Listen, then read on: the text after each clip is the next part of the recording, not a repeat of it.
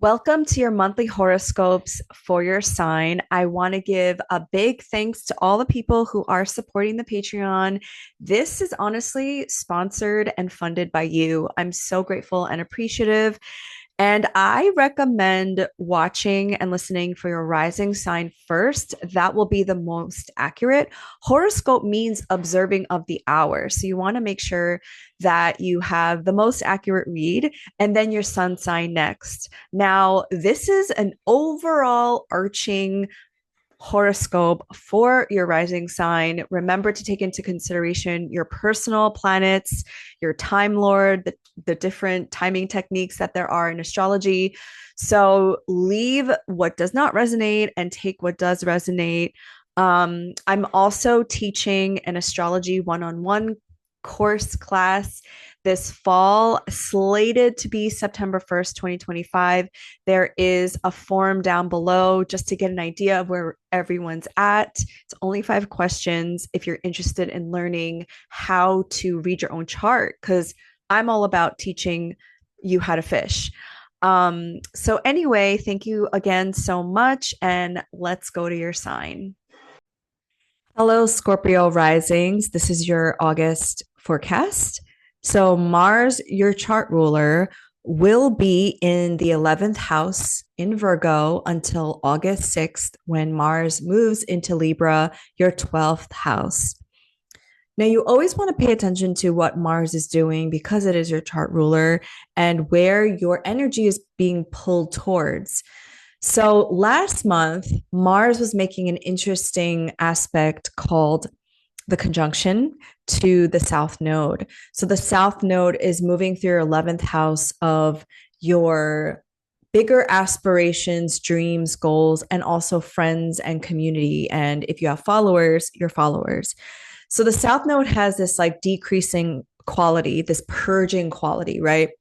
We're trying to release perfectionism, self judgment. We're trying to release all those things that are holding us back. Because, Virgos are perfectionists, they're a little self judgmental. And Mars also has this severing quality. So when they came together in that conjunction, this would have been some kind of like potent moment for you, or maybe a realization that this is no longer working in the ways that you want it to. Maybe the project that you are co-creating, the project that you're trying to birth, your work, the things that you are trying to manifest, the ways in which you're showing up can no longer be the ways in which you're showing up. You have to pivot a little bit. So, as Mars moves into Libra in the 12th house, the focus will be on your self sabotaging thoughts and mostly behaviors because Mars is the planet of action. Now, Mars is in its detriment in the sign of Libra, meaning that it is the furthest away from its domicile.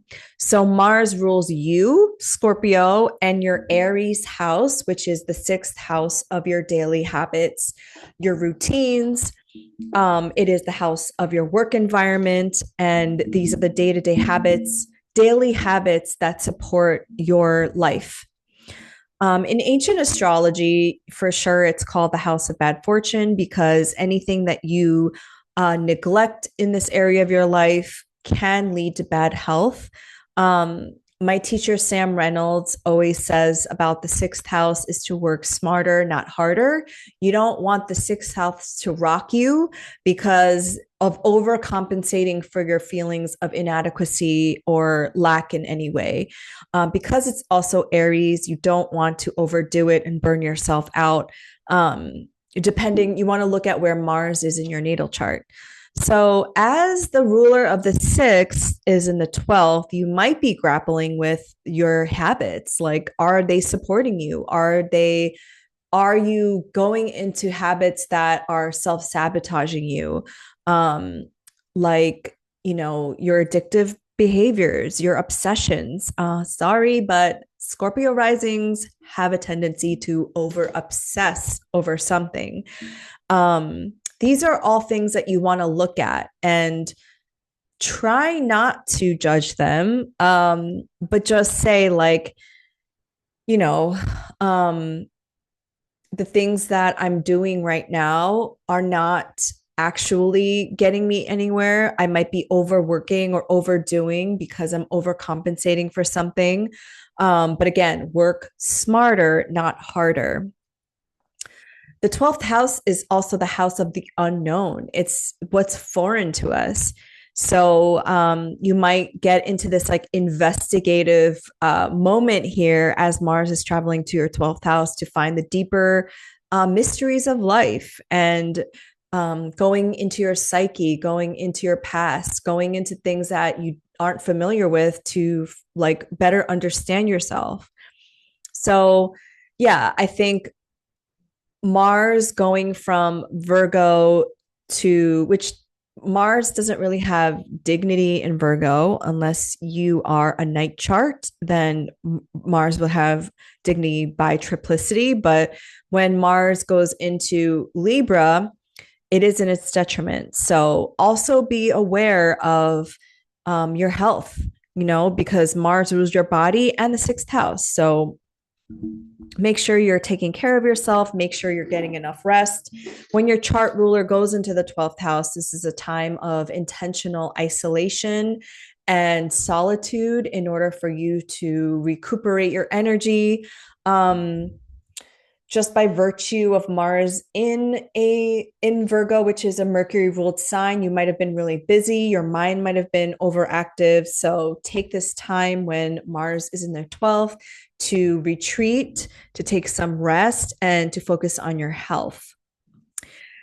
On August 8th, probably the most difficult transit of August is Mars in Libra, opposite Saturn in Aries at 1 degree. So everything I just mentioned about your sixth and 12th houses, now you had eclipses in these houses 2023 to 2024.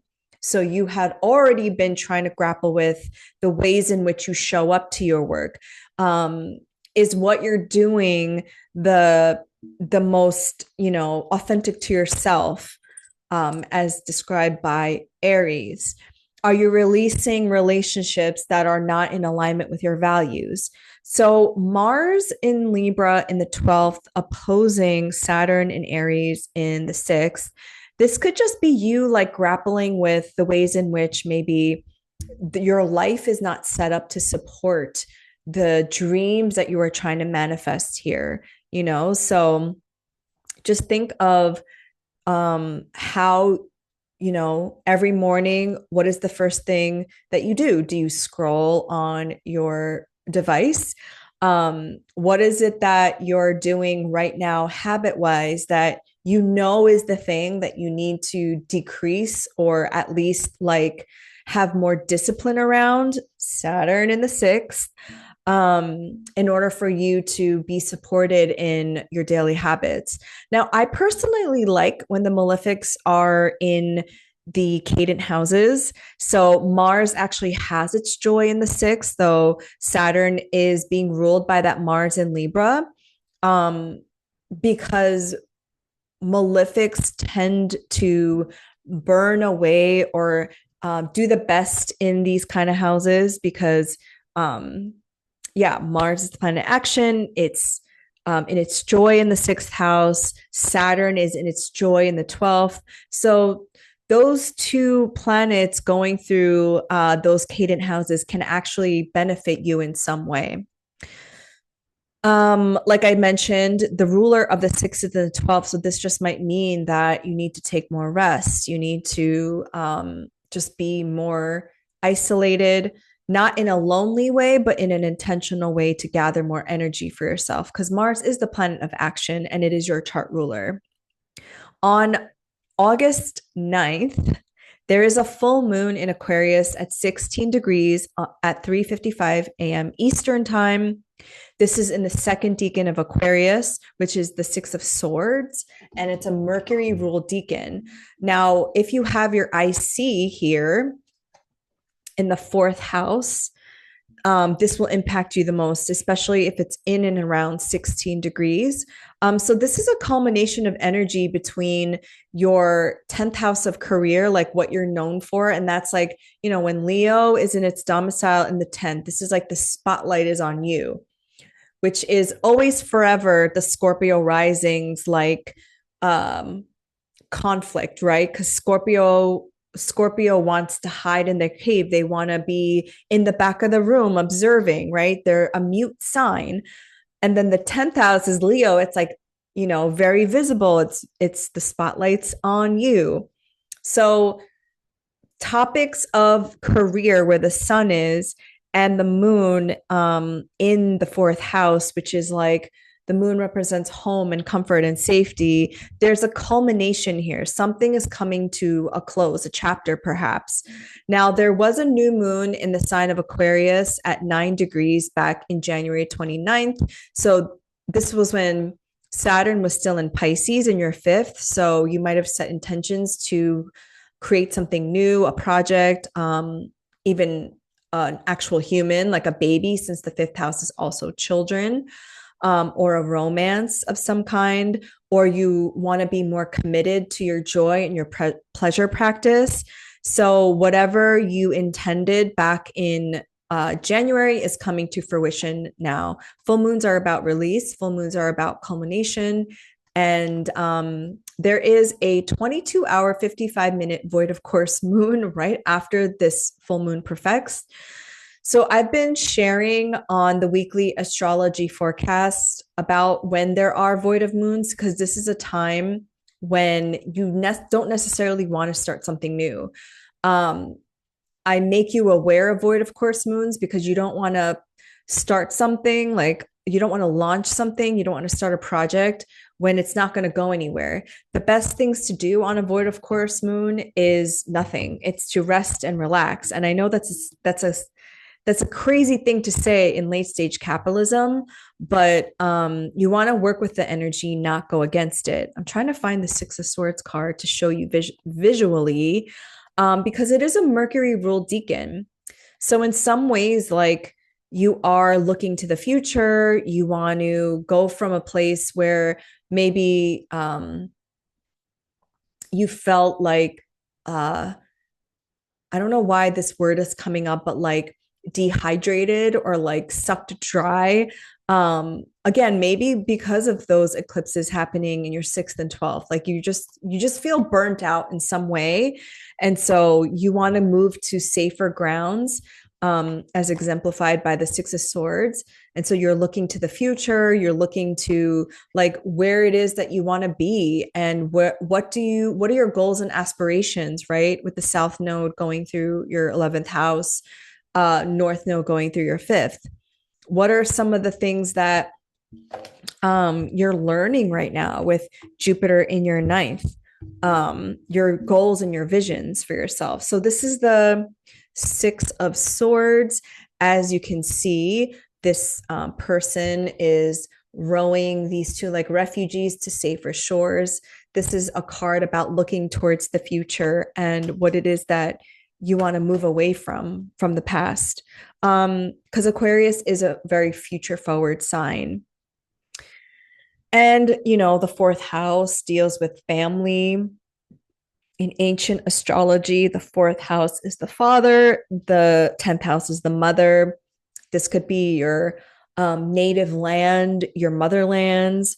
So maybe some of you might desire to travel back to the home of your parents' birthplace, or your native land that you were born on, or you know,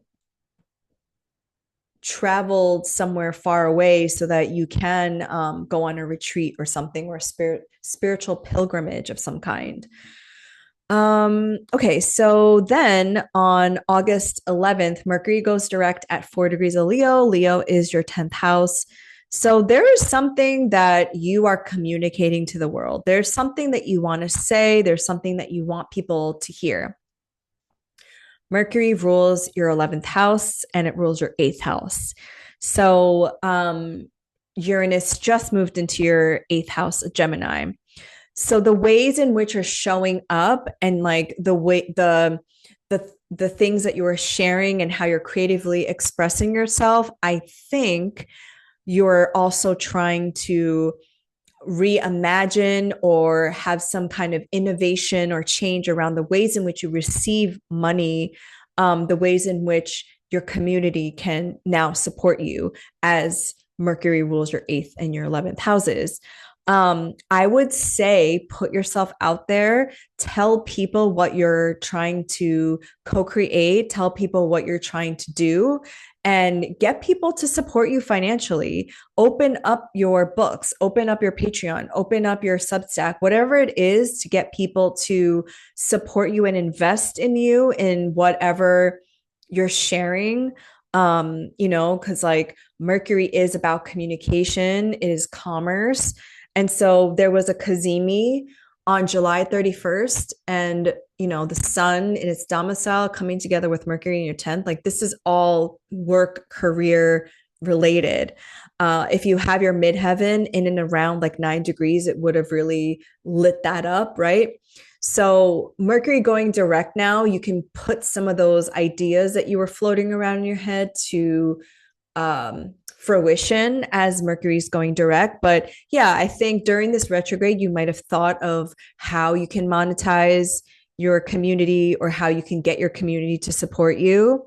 And I think that is the right.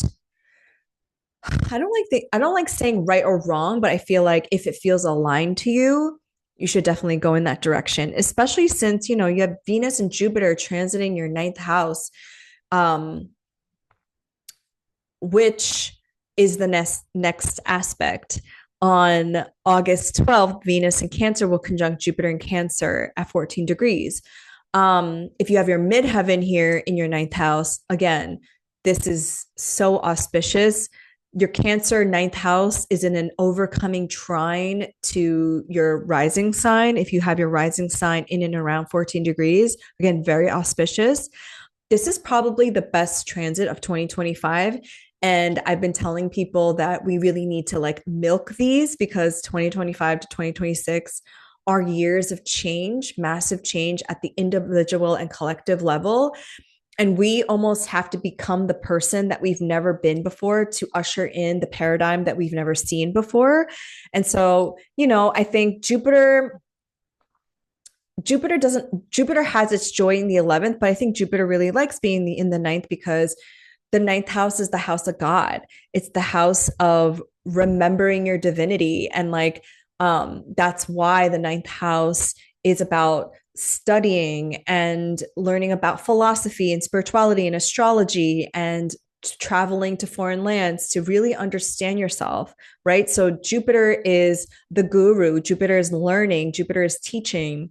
Venus is a benefic as well. So when the benefics come together like this, you really want to milk this. And Venus rules your seventh house of one-on-one partnerships and your 12th house in your 12th house, basically. So again, if you feel called to travel abroad, go to an ashram, go to a retreat, go to a spiritual pilgrimage, this could be a great moment for you. Teach something, put something out there. But this is a very, very lucky day. You want to circle this day, August 12th. Jupiter also rules your north node of Pisces, traveling through your fifth house, which is your house of romance, creativity. You can potentially meet a romantic person if you travel abroad, or if you're finding yourself like studying. You really want to take advantage of this transit, is what I'm saying. On August 22nd, the sun ingresses into Virgo, which is your 11th house. So the sun in Leo will go from your 10th to your 11th. And then the very next day, there will be a new moon at 0 degrees of Virgo that will happen at 2:06 a.m. Eastern time. This is not an eclipse. Now, this is the first decan of Virgo, which is the Eight of Pentacles. This decan is all about craftsmanship, commitment, and mastering a skill. So like I mentioned, the South Node is moving through your 11th house. So you're possibly shifting communities that you belong to. Maybe you're releasing some friends who no longer are aligned to your values. Your aspirations and goals might have changed. And that would have been very, very apparent to you last month as Mars, your chart ruler, was conjunct the South Node. Um, and so now with this new moon, you're setting intentions for maybe new friendships, new communities. Maybe you have different goals and aspirations for yourself. The 11th house is another house of good fortune because it sextiles you, your Virgo placements. So, this is one of two new moons within a month of each other. The next new moon in Virgo is a solar eclipse, and it happens on September 21st, and it's at the anaretic degree of Virgo. So there's one new moon. Okay, I can't find the Eight of Pentacles. I was going to look for it for you. Every sign goes from 0 to 29 degrees. So there's a new moon at the beginning of the sign and a solar eclipse at the end of the sign, the anaretic degree. So again, you're starting something brand new, you're setting new intentions, and oh my God, what was I just gonna say? Maybe you're releasing the things that are holding you back from fully showing up as a leader of your community, as a leader or expert in something that you want to teach, right? So if you have your midheaven in the 11th house, this could be you being a leader of a group, or maybe you have a large social media platform, or maybe you want to start a social media platform. Who knows? Um, but what I find interesting about this new moon is that Uranus, Neptune, and Pluto, all of the outer planets, are at 1 degree. And so Uranus is in your eighth house, Saturn and Neptune are in your sixth house, and Pluto is in your fourth house. And according to Nikola Stojanovich's degree theory, the first degree is ruled by Mars. It's an Aries degree. And these placements are about expressing their personal goals and moving their vision forward. So you had a full moon in Aquarius, which was ruled by Mercury. This was about moving forward, right? From the past. The fourth house is the past, from maybe what your family or family of origin wanted for you. Maybe you're deciding to move even. I mean, I think a lot of Scorpio risings are grappling with like home in general, since Pluto has moved into your fourth house of home. But having Pluto trine to that eighth house of Uranus and Gemini, the eighth house is what you inherit as well. And then they're both sextile to Saturn and Neptune in the sixth house. You're maybe like reimagining what work looks like for you, what work looks like for you. Maybe a lot of Scorpio risings are like, actually, I don't want to hustle. Maybe I don't want to be an entrepreneur. Maybe I just want to, um, have this creative chapter of my life with the North Node in your fifth house. Maybe you want to become an actor or an actress, or you want to go into the theater or drama, or whatever the case may be. I mean, you have Leo in the 10th house. Maybe you want to be more seen, for the first time. So all of this is to say there's a vision. And with the 1 degree, right, where you're getting a taste of what these outer planet transits are going to mean for you. Now, on August 25th, Venus will ingress into the sign of Leo, going into your 10th house. So Venus will spend time in your ninth and then go into your 10th at the end of August.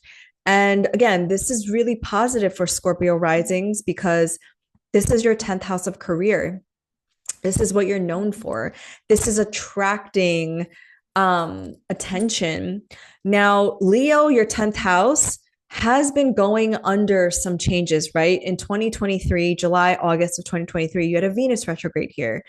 In the winter of 2024, going into 2025, you had a Mars retrograde here. Now you're having a Mercury retrograde here. And so Venus is kind of coming back here, soothing and bonding and bringing attraction back into your 10th house. So I think for a lot of Scorpio risings, this is like, how are you being perceived?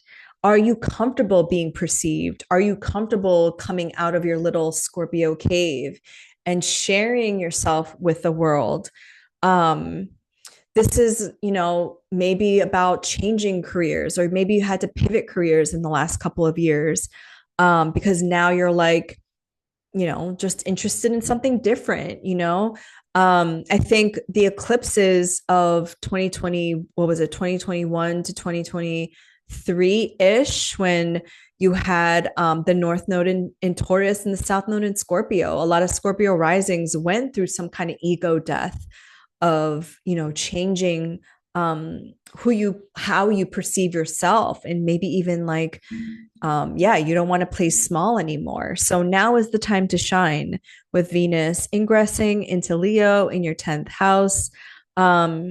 This could just be also like, I'm just thinking of the Mercury retrograde and how Venus now, it rules your seventh house of one-on-one partnerships and contracts. You might be calling in like your big break, your big opportunity. So these are all things that are possible. I mean, Uranus just moved into your eighth house of shared income, of the money you receive. So you could be receiving money in ways that like are totally different than the way that you used to receive money.